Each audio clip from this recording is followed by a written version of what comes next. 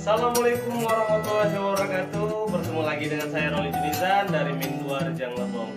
Nah, hari ini kita akan belajar mengenai perkembangbiakan vegetatif alami pada tumbuhan. Sebelum kita masuk ke materi, kita tonton dulu yuk video berikut. Dari jantung pisang ni lah buah pisang keluar. Oh, iya ke? Kalau macam tu, baik tanam jantung pisang je kan? Terus dapat buah. Pandai kau kura-kura. Nak tunggu pokok pisang tumbuh, lama kan? Terima kasih kura-kura. Kaulah sahabat sejati aku. Ha? Pergi dulu. Hah? Kau nak pergi mana tu? Aku nak tanam semua jantung pisang ni. Lepas ni, banyaklah pisang-pisang aku. Kita. Oh, kalau macam tu, aku pun nak tanam sekali. Tak apa. Kau tunggu je pokok pisang ni semua berbuah lagi. Tata. Nah, pertanyaannya adalah apakah jantung pisang yang ditanam oleh monyet itu akan tumbuh? Yuk, kita cek sama-sama pada materi berikut. Oke, jadi kalau kemarin kita belajar tentang perkembangbiakan generatif, sekarang kita belajar tentang perkembangbiakan vegetatif. Nah, perkembangbiakan vegetatif ini adalah reproduksi aseksual atau tanpa adanya pertemuan kelamin jantan dan kelamin betina pada tumbuhan. Nah, kalau generatif kemarin ada kepala putik dan benang sari, ya, sebagai kelamin jantan dan betina. Nah, di sini tidak ada. Jadi tidak menggunakan kepala putik benang sari atau tidak menggunakan bunga, organ bunga. Di sini vegetatif itu biasanya menggunakan batang, kemudian akar atau ujung daun dan sebagainya. Nah, perkembangbiakan vegetatif ini dibagi menjadi dua. Yang pertama vegetatif alami, yang kedua vegetatif buatan. Nah, perbedaannya kalau pada vegetatif alami itu tanpa adanya rekayasa manusia, bukan tanpa bantuan manusia ya. Kalau bantuan manusia kan yang nanam wortel siapa? Manusia. Nah, kalau alami tanpa adanya rekayasa atau teknik khusus dari manusia, sedangkan kalau buatan itu dengan rekayasa dan teknik khusus manusia. Nah, jadi bedanya di situ. Perkembangbiakan vegetatif alami biasanya dimulai dengan tumbuhnya tunas. Nah, tunas ini selanjutnya menjadi tanaman baru, yang mana pada umumnya tunas ini tumbuh pada ruas batang, ketiak daun, ujung akar, dan tepi daun. Kalau tunas ini tumbuh pada ujung akar dan tepi daun disebut dengan tunas adventif. Namun kalau tunas ini tumbuh di sekitar induknya, misalnya ada induknya, kemudian tumbuh di sekitarnya, ini disebut dengan rumpun. Makanya ada istilah rumpun bambu, rumpun pisang, dan lain-lain. Nah, jenis-jenis perkembangbiakan vegetatif secara alami dibagi menjadi 6. Yang pertama akar tinggal, kemudian umbi lapis, umbi akar, umbi batang, geragi stolon, dan spora. Ya. Yang pertama adalah akar tinggal. Jadi perkembangbiakan vegetatif alami yang pertama adalah akar tinggal atau rizoma, merupakan batang yang tumbuh menjalar ke dalam tanah. Jadi rizoma atau akar tinggal sebenarnya bukan akar tapi batang. Yang mana itu ciri-cirinya adalah biasanya itu pertama ya bentuknya berbuku-buku seperti batang kelapa karena dia memang sama-sama monokotil. Nah, kemudian ya karena dia tumbuh di dalam tanah, maka dia bersisik-sisik. Yang mana sebenarnya sisik ini adalah daun. Karena dia di dalam tanah tidak bisa tumbuh keluar menjadi hijau, maka dia menjadi sisik-sisik yang melapisinya. Pernah lihat jahe? Ya kan? Nah, bentuknya berbuku-buku, kemudian bersisik-sisik. Jadi jahe yang kalian makan sebenarnya adalah batang, bukan akar.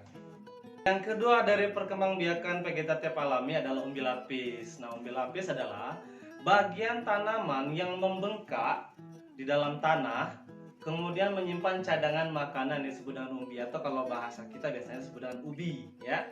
Nah, umbi lapis itu merupakan umbi yang berlapis-lapis tumbuh tunas di tengahnya. Nah, umbi lapis yang baru itu berasal dari ketiak terluar akan tumbuh membentuk tunas. Contoh tanaman yang berkembang biak dengan umbi lapis adalah bawang, bunga bakung, bunga bawang putih, dan lain-lain. Pernah lihat bawang dibelah? Itu nampak kan? Ada tengahnya, kemudian berlapis-lapis. Nah, yang ketiga adalah umbi akar. Jadi umbi akar merupakan bagian akar yang membesar karena berfungsi sebagai tempat cadangan makanan. Nah, tunas tumbuh dari umbi akar, tidak berbuku-buku. Ya, tidak berbuku-buku. Tanaman yang berkembang biak dengan umbi akar, misalnya wortel. Jadi wortel itu adalah akar. Kalau jahe tadi adalah batang. Makanya wortel tidak berbuku-buku seperti jahe, kunyit, lengkuas, dan lain.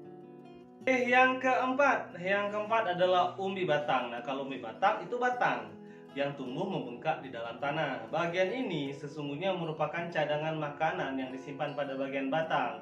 Jika umbi ini ditanam, tunas dapat tumbuh menjadi tanaman baru. Contohnya adalah kentang dan ubi jalar. Terus apa bedanya dengan akar tinggal tadi? Kalau akar tinggal tadi dia berbuku-buku karena dia monokotil. Kalau wortel tadi dia akar, tapi dia tidak berbuku-buku. Nah, kalau umbi batang ini dia tidak berbuku-buku, dia juga merupakan batang. Jadi dia seperti perpaduan lah begitu. Selanjutnya yang kelima adalah geragi atau stolon. Merupakan batang yang tumbuh dan menjalar di permukaan tanah.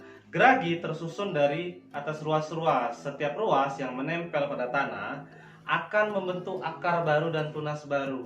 Nah, tanaman yang tumbuh pada ruas-ruas ini akan berpisah atau tidak tergantung pada tanaman induknya. Bisa kita potong, kita tanam di tempat lain. Walaupun tidak kita potong pun dia tidak akan saling mengganggu pengambilan makanan karena dia sudah terpisah sebenarnya. Nah, contohnya pada stroberi dan lain-lain. Oke, yang terakhir atau yang keenam yaitu spora. Nah, spora terdapat pada tumbuhan paku, lumut, dan jamur. Walaupun jamur sebenarnya bukan tumbuhan. Oke, jadi spora yang terdapat di dalam kotak spora terletak di tepi daun pada tumbuhan-tumbuhan paku. Contohnya ya. Nah, tumbuhan paku yang sering kita lihat itu tuh tanaman hias misalnya suplir. Pada tepi daun suplir ini misalnya daun suplir itu terdapat kotak-kotak spora. Ya, butir-butir kuning yang sering kita lihat itulah kotak spora, yang mana saat kotak spora ini matang, maka dia akan pecah dan sporanya akan menyebar untuk menjadi tanaman baru di tempat lain. Nah, itulah tadi beberapa penjelasan mengenai perkembangbiakan vegetatif alami pada tumbuhan. Nah, sekarang kita cek yuk, gimana tumbuh nggak jantung yang ditanamannya tadi kira-kira? Oh, tadi aku nampak monyet bawa jantung pisang. Banyak. Dia nak buat apa? Dia kata nak tanam semua jantung pisang tu kat tempat lain. Dia suruh aku tunggu sini. Kura-kura? Aku rasa kau dah kena tipu. Ha? Monyet nak semua jantung pisang tu untuk dia sendiri. Ha? Dia tahu pokok pisang tak berbuah 2 kali. Kejap. Kejap ya, Kancil. Kura-kura, jantung pisang kalau tanam pun bukan boleh berbuah. Buah pisang kan datang dari jantung. Tanam jantung, dapatlah pisang. Kan? Mana kau belajar ni? Oh, bukan. Maknanya monyet. Padan muka. Jadi ternyata jantung yang ditanam oleh monyet tadi tidak tumbuh. Nah, tapi tumbuh dari apa? Yuk kita lihat, kita ingat, perhatikan bahwa ciri-ciri pisang itu yang pertama, dia punya bongkol. Yang bagian bawahnya itu, bongkolnya itu kalau diperhatikan itu kan berbuku-buku. Itu yang pertama ciri-cirinya. Kemudian baik dari batang dan daun semuanya mirip pada, ya benar, pada jahe dan kawan-kawannya. Jadi ternyata ya pisang itu bukan tumbuh dari jantung pisang, tapi dari akar tinggal. Ya anak-anak, jadi cukup menarik ya materinya, walaupun terlalu panjang.